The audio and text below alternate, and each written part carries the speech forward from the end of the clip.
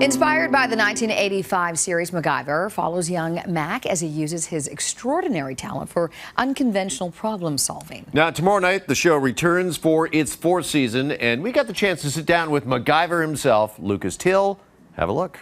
I'll figure out a way to interface a short-range transmitter to the ledger, and then I'll upload the rest to Riley. The ledger itself will be encrypted, probably several layers worth. Now, Bozer, you're going to be running the entire operation from here.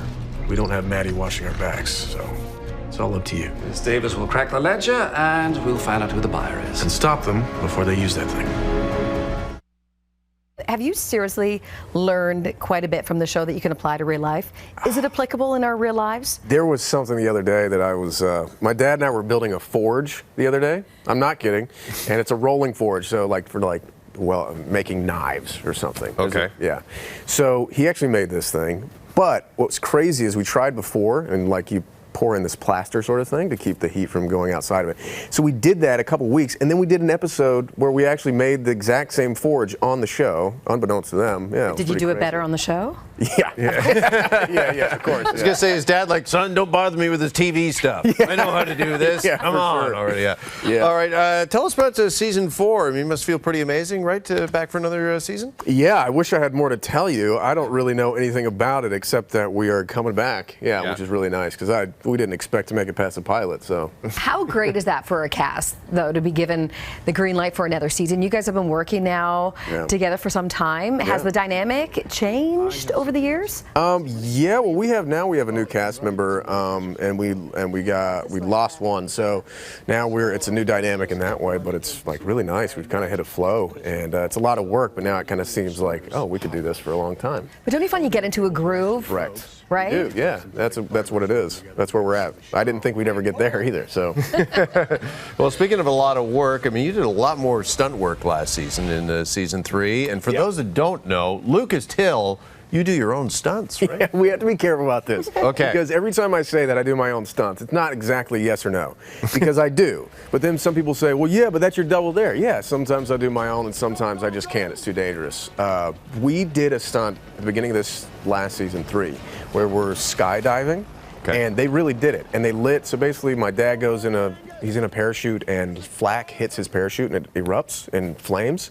So they really did that. They doused a parachute in gasoline and gunpowder. They sprinkled it on, and he put a flare gun into it while he was midair. Yeah, really did it. Safe. Yeah, I know.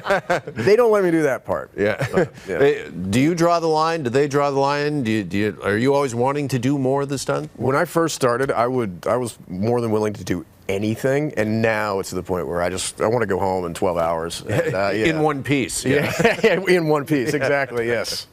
Want to go down memory lane for a second because I hear you still have Hannah Montana fans chasing you down, contacted you. 10 years since Hannah Montana, the movie.